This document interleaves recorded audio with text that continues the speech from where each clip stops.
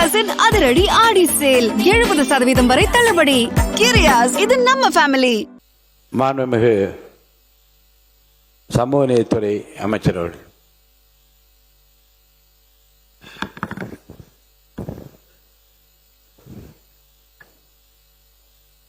மாண்புமிகு பேரவைத் தலைவர் அவர்களே, மாண்புமிகு முதல்வர் அவர்களே, மாண்புமிகு எதிர்க்கட்சி தலைவர் அவர்களே, மாண்புமிகு அமைச்சர் பெருமக்களே, மாண்புமிகு சட்டமன்ற உறுப்பினர்களே, உங்கள் அத்தனை பேருக்கும் விடுதலை சிறுத்தைகளின் சார்பினுடைய காலை வணக்கத்தை தெரிவித்துக் கொள்கின்றேன். மாண்புமிகு முதல்வர் அவர்கள் வடித்த இந்த தனி தீர்மானம் வரலாற்று சிறப்புமிக்க தீர்மானம். இது தனி தீர்மானம் மட்டுமல்ல, ஒரு தனித்துவமான தீர்மானம். தனித்துவமான தீர்மானம் மட்டுமல்ல, ஒரு மகத்துவமான தீர்மானம்.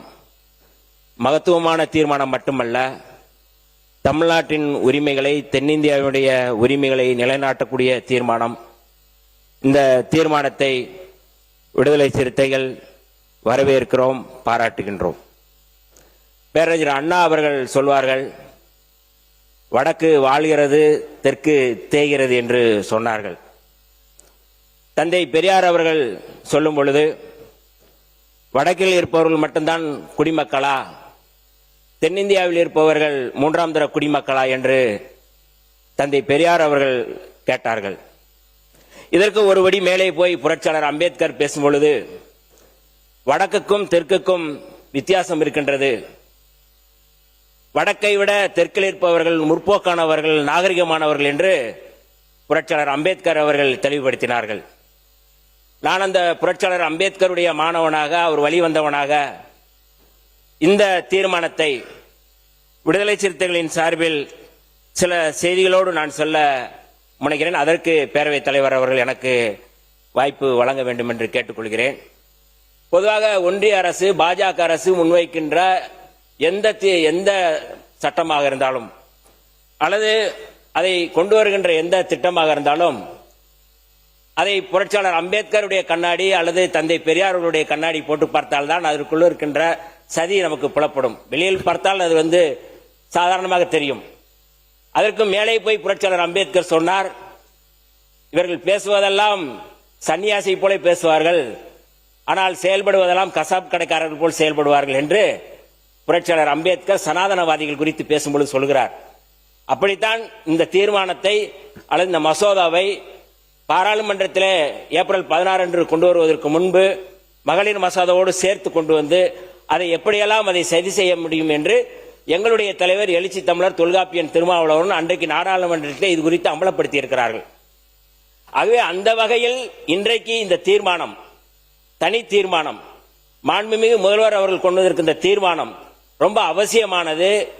தமிழ்நாட்டுடைய உரிமைகளை, தென்னிந்தியாவுடைய உரிமைகளை பாதுகாக்கக்கூடிய தீர்மானம் என்கின்ற அடிப்படையில் தான் சில செய்திகளை நான் முன்வைக்க கடமைப்பட்டிருக்கின்றேன். இந்திய அரசியலமைப்பு சட்டப்பிரிவு 82 மற்றும் 170 ஆகியவற்றின் அடிப்படையில் ஒவ்வொரு 10 ஆண்டுகளுக்கு ஒருமுறை மக்கள் தொகை கணக்கெடுப்பு நடத்தப்பட்ட பிறகு தொகுதி மறுவரையறை ஆணையம் ஒன்று உருவாக்கப்பட்டு மக்களவைக்கும் மாநில சட்டமன்றங்களுக்கும் தொகுதி மறுவரையறை நடத்தப்பட இந்த சட்டப்பிரிவுகள் வழிவகுக்கின்றன. அதன் அடிப்படையில் இந்தியாவில் இதுவரை 1952, 1963, 1973, 2002 ஆகிய ஆண்டுகளில் 4 முறை தொகுதி மறுவரையறை ஆணையங்கள் அமைக்கப்பட்டுள்ளன. 1973ஆம் ஆண்டு காலகட்டத்தில் இந்தியாவில் மக்கள் தொகை கட்டுப்பாட்டு திட்டங்கள் அன்றைய பிரதமர் இந்திரா காந்தி தலைமையிலான அரசு தீவிரமாக முன்னெடுத்து சென்றது. மக்கள் தொகை சீராவதற்கு முன்னர் தொகுதி மறுவரையால் மாநிலங்கள் பாதிக்கப்படக்கூடாது என கருதி 1971ஆம் ஆண்டு மக்கள் தொகை கணக்கெடுப்பின் அடிப்படையில் தொகுதிகள் மறுசீரமைக்கப்பட்டு 1976ஆம் ஆண்டு 42வது அரசமைப்பு சட்ட திருத்தத்தின் மூலம் அடுத்த 25 ஆண்டுகளுக்கு அதில் மாற்றங்கள் செய்யாதவறு தடை விதிக்கப்பட்டுள்ளது. 25 ஆண்டுகள் தடை முடிந்து 2002ஆம் ஆண்டு தொகுதி மறுவரையறை ஆணையம் அமைக்கப்பட்டது. அப்போது பிரதமர் அடல் பிகாரி வாஜ்பாய் தலைமையிலான ஒன்றிய அரசு 84வது அரசமைப்பு சட்ட திருத்தத்தின் மூலம் மேலும் 25 ஆண்டுகளுக்கு தொகுதிகளின் எண்ணிக்கையில் மாற்றம் இல்லாதவாறு தடையை நீடித்தது. அப்போது ஒன்றிய பாஜக அரசு கொண்டு வந்த சட்ட திருத்தத்தின்படி 2026ஆம் ஆண்டுக்கு பிறகு எடுக்கப்படும் மக்கள் தொகை கணக்கெடுப்பின் அடிப்படையில் தொகுதி மறுவரையறை செய்யப்பட வேண்டும் என்று சொல்லப்பட்டது. எனவேதான் கடந்த 1973ஆம் ஆண்டு தொகுதி மறுவரையறை ஆணையம் இறுதி செய்த மக்களவைக்கான தொகுதிகள் எண்ணிக்கை 543 என்பது கடந்த 50 ஆண்டுகளாக மாற்றப்படாமல் இருந்தது. இந்த பின்னணியால் கடந்த ஏப்ரல் 16ஆம் தேதி ஒன்றிய பாஜக அரசு கொண்டு வந்த தொகுதி மறுவரையறை தொடர்பான அரசமைப்பு சட்ட திருத்த மசோதாக்கள் மக்களவையில் தோற்கடிக்கப்பட்டன. மக்களவையின் அதிகபட்ச இடங்களின் எண்ணிக்கையை 550 850 இடங்களாக உயர்த்தும் சட்ட மசோதா 2011ஆம் ஆண்டு மக்கள் தொகை கணக்கெடுப்பின்படி அடிப்படையில் தொகுதி மறுவரையறை செய்து உயர்த்தப்பட்ட எண்ணிக்கையில் மகளிருக்கு 33% இடஒதுக்கீடு மசோதா ஆகியவற்றை கொண்டுவர ஒன்றிய அரசு முயற்சித்தது. பாராளுமன்றத்திலும் மாநில சட்டமன்றங்களிலும் பெண்களுக்கு 33% இடஒதுக்கீட்டை உறுதிப்படுத்தும் 106வது அரசமைப்பு சட்ட திருத்தம் 2023ஆம் ஆண்டு அனைத்து கட்சிகளாலும் ஒருமனதாக நிறைவேற்றப்பட்டது. இச்சட்டம் நடைமுறைக்கு வந்த பிறகு நடத்தப்படும் முதல் மக்கள் தொகை கணக்கெடுப்பு அடிப்படையில் மகளிருக்கு 33% இடஒதுக்கீடு வழங்கப்படும் என்று சட்டத்தில் சொல்லப்பட்டது. ஆனால் இந்த ஆண்டு ஏப்ரல் 16ஆம் தேதி தொகுதி மறுவரையறை தொடர்பான சட்ட திருத்த மசோதா கொண்டுவரப்பட்ட அன்றுதான் 2023ஆம் ஆண்டு மகளிர் இடஒதுக்கீடு சட்டமும் நடைமுறைக்கு வந்தது என்று ஒன்றிய அரசு அறிவித்தது. மாண்புமிகு பேரவைத் தலைவர்கள், ஏன் இதையெல்லாம் சொல்கிறேன் என்றால், மரியாதைக்குரிய உள்துறை அமைச்சர் அமித்ஷா போன்றவர்கள், இந்தியாவுடைய தலைமை அமைச்சர் மோடி போன்றவர்கள் நாடாளுமன்றத்தில் பேசுவது ஒன்று, வெளியில் பேசுவது வேறு. நாடாளுமன்றத்தில் பேசும்பொழுது தமிழ்நாட்டில் இருப்பவர்களுக்கு தமிழ்நாட்டிற்கான அந்த தொகுதிகள் எப்போதும் பாதிக்கப்படாது என்று அவர்கள் வெளிப்படையாக சொல்கிறார்கள். ஆனால் இப்படியான ஒரு சட்டத்தை நாங்கள் கொண்டு வர முயற்சி செய்யவில்லை என்று வேறு பக்கமும் சொல்கிறார்கள். 2 நாடகங்களை நடத்துகிறார்கள் என்பதை அம்பலப்படுத்துகின்ற விதத்தில் தான் இந்த தீர்மானம் நிறைவேற்றப்படுகிறது. அதற்கான ஒரு வழிமொழியைத்தான் நாங்கள் சொல்கின்றோம். ஏனென்றால் மகளிருக்கான 33% இடஒதுக்கீட்டை தற்போது 543 இடங்களின் அடிப்படையில் வழங்குவதற்கு ஒன்றிய பாஜக அரசுக்கு எந்த தடையும் இல்லாத சூழலில் மகளிர் இடஒதுக்கீடு என்ற பெயரில் திட்டமிட்டு தொகுதி மறுவரையறையை உள்நுழைப்பதற்கு ஒன்றிய அரசு மேற்கொண்ட முயற்சியை இந்தியா கூட்டணி உள்ளிட்ட எதிர்க்கட்சிகள் நாடாளுமன்றத்திலே தோற்கடித்தது. தொகுதி மறுவரையால் தமிழ்நாடு, கேரளா, கர்நாடகா, ஆந்திரா, தெலுங்கானா உள்ளிட்ட தென் மாநிலங்கள் எதிர்கொள்ளப் போகும் ஆபத்து குறித்து எமது தலைவர் எழுச்சி தமிழர் தொல்காப்பியன் திருமாவளவன் அவர்கள் இதற்கு முன்பே எச்சரித்திருக்கிறார். 2024ஆம் ஆண்டு குடியரசு தினத்து அன்று விடுதலை சிறுத்தைகள் சார்பில் நடைபெற்ற வெல்லும் ஜனநாயக மாநாட்டில் நிறைவேற்றப்பட்ட 12வது தீர்மானம் மிக முக்கியமானது. 2026ஆம் ஆண்டோடு இப்போதுள்ள தொகுதி மறுசீரமைப்பு முடிவுக்கு வருகிறது. அதன் பிறகு செய்யப்படும் தொகுதி மறுசீரமைப்பில் தமிழ்நாடு உள்ளிட்ட தென் மாநிலங்கள் பாதிக்கப்படும் என்ற அச்சம் இப்போதே வந்துவிட்டது. மாநிலத்தின் மக்கள் தொகை அடிப்படையில் மக்களவை தொகுதிகள் பிரிக்கப்படுவதால் மக்கள் தொகையை கட்டுப்படுத்திய தமிழ்நாடு உள்ளிட்ட தென் மாநிலங்களின் மக்களவை தொகுதிகள் குறையும் என தெரிகிறது. இதனால் உத்தரப்பிரதேசம் போன்ற பெரிய மாநிலங்களைச் சேர்ந்தவர்களே பிரதமர் ஆவதற்கும் கேபினெட் அமைச்சர்களாக நியமிக்கப்படுவதற்கும் வாய்ப்பு ஏற்படும்.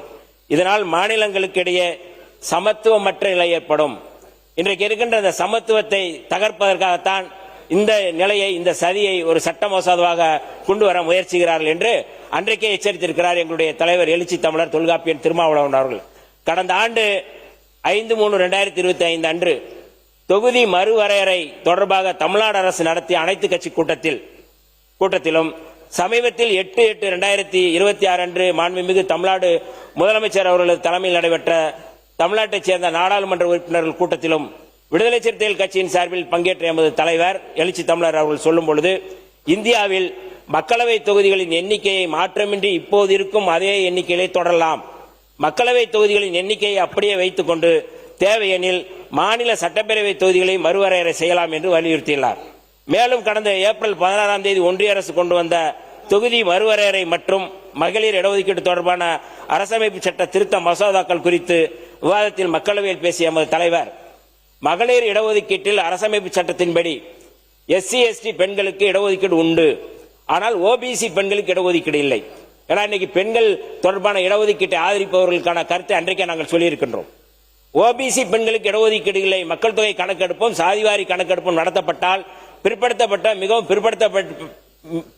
பிற்படுத்தப்பட்ட பெண்கள் தங்களுக்கும் மகளிர் இடஒதுக்கீடு கேட்பார்கள் என்று அஞ்சியே ஓபிசி பெண்களுக்கு மகளிர் இடஒதுக்கீடு தரக்கூடாது என்பதற்காக இப்போது தொகுதி மறுவரையறையுடன் மகளிர் இடஒதுக்கீட்டை கொண்டு வர ஒன்றிய அரசு முயற்சிக்கிறது என்றும், ஓபிசி பெண்களுக்கும் மகளிர் இடஒதுக்கீடு வழங்கப்பட வேண்டும், அதுவும் 33% மகளிர் இடஒதுக்கீடு 50 என உயர்த்தப்பட வேண்டும் என்று ஒன்றிய பாஜக அரசு RSS வழிகாட்டுதலின் பிற்படுத்தப்பட்ட சமூக பெண்களுக்கு எதிராக மேற்கொண்டிருக்கும் சதியை அம்பலப்படுத்தி மிகவும் பிற்படுத்தப்பட்ட சமூக மக்களின் உரிமை குரலாக எமது தலைவர் மக்களவையில் அன்றைக்கு முழங்கினார். அதைத்தான் இன்றைக்கு நான் இந்த அவையிலே சொல்கின்றேன். நிறைவாக மாண்புமிகு பேரவைத் தலைவர் அவர்களே, 2011ஆம் ஆண்டு மக்கள் தொகை கணக்கெடுப்பின் அடிப்படையில் தொகுதிகள் மறுசீரமைப்பு செய்தால் தமிழ்நாடு உள்ளிட்ட தென் மாநிலங்களும் ஒடிசா, மேற்கு வங்கம் முதலான மாநிலங்களும் கடுமையாக பாதிக்கப்படும்.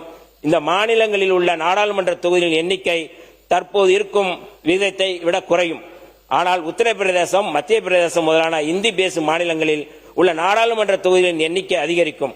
அதன் பின்னர் உத்தரப்பிரதேசம், பீகார், ராஜஸ்தான், மத்திய பிரதேசம் ஆகிய 4 மாநிலங்களில் ஒரு கட்சி அதிக எண்ணிக்கையில் இடங்களை கைப்பற்றினால் அது இந்தியாவை ஆளக்கூடிய ஆபத்தான நிலை உருவாகும். இதன் காரணமாகத்தான் தென் மாநிலங்கள் முற்றிலுமாக அரசியல் செல்வாக்கு இழந்துவிடும். வடக்கின் ஆளுகைக்கு கீழ் தெற்கு சுருக்கப்படும், மீண்டும் வடக்கே ஆளும் தெற்கு தேயும் என்கின்ற அடிப்படையில் தான் தொகுதி மறுவரையறை என்ற பெயரில் இஸ்லாமியர்கள், தலித்துகள், பழங்குடிகள் வலுவாக உள்ள தொகுதிகளில் அவர்கள் பிரதிநிதித்துவம் பெற்றுவிடாதபடி மாற்றியமைக்கும் செயல்பாட்டையும் ஒன்றிய பாஜக அரசு திட்டமிட்டுள்ளது. எனவே சட்டப்பேரவை தொகுதிகள் மறுவரையறை செய்யப்பட்டால் இஸ்லாமியர்கள் உள்ளிட்ட மத சிறுபான்மையினர் வாக்குகளுக்கு மதிப்பிருக்கும் வகையில் தொகுதி எல்லைகளை வரையறுக்கப்பட வேண்டும். தலித்துகளின் தனி தொகுதிகளை வரையறுப்பதற்கும் நாம் கவனம் செலுத்த வேண்டும். ஒவ்வொரு 10 ஆண்டுகளுக்கு ஒருமுறை மக்கள் தொகை கணக்கெடுப்பு முடிந்தபின் அதன் அடிப்படையில் தனி தொகுதிகள் சுழற்சி செய்து எண்ணிக்கையை அதிகரிக்க வேண்டும். மக்கள் தொகையை கட்டுப்படுத்தி, மாண்புமிகு பேரவைத் தலைவர் அவர்களே, மக்கள் தொகையை கட்டுப்படுத்தி முற்போக்கான கொள்கைகளால், மக்கள் நல திட்டங்களால், சமூக பொருளாதார கல்வி தளங்களில் வளர்ச்சி கண்டு நாம் சிறந்து விளங்கிடும் சூழலில் அதற்காக நம்மை தண்டிக்கும், நம்மை பின்னுக்கு இழுக்கும் தொகுதி மறுவரையை ஒருபோதும் அனுமதிக்க கூடாது, அனுமதிக்க மாட்டோம் என்ற தமிழ்நாடு முதலமைச்சருடைய இந்த தனித்த தீர்மானத்தை நாங்கள் வரவேற்கிறோம், பாராட்டுகிறோம். கூடுதலாக இதை மாற்றம் என்று சொல்கிறார்கள். மாற்றம் என்பது வளர்சிதை மாற்றமா, தேய்சிதை மாற்றமா என்பதை நாம் விவாதிக்கலாம். ஆனால் இந்த தொகுதி மறுவரையறை மூலமாக இது ஒட்டுமொத்தமாக வடக்குக்கு மட்டும் வளர்சிதை மாற்றமாக இருக்கும், தெற்குக்கு இது தேய்சிதை மாற்றமாக இருக்கும் என்று சொல்லி எனக்கு வாய்ப்பளித்த மாண்புமிகு பேரவைத் தலைவர் அவர்களுக்கும் மாண்புமிகு முதல்வர் அவர்களுக்கும், மாண்புமிகு சிறுபான்மை நலத்துறை அமைச்சர், மாண்புமிகு சிறுபான்மை நலத்துறை அமைச்சர் உட்காருங்க. உட்காருங்க. இல்ல நீங்க சொன்னது உட்காருங்க. ஒரு நிமிஷம் உட்காருங்க. ஒரு செய்தி அதுக்கு மாண்புமிகு இல்ல நான் பாக்குறேன். நீங்க சொன்ன கருத்தை கவனத்தில் கொண்டு நான் பாக்குறேன்.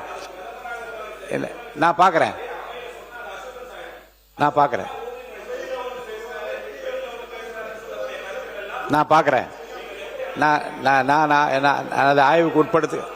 நான் உட்காருங்க. நான் ஆய்வுக்கு உட்படுத்து நான் பாக்குறேன். அதை நான் உட்காருங்க. இல்ல நீங்க உட்காருங்க.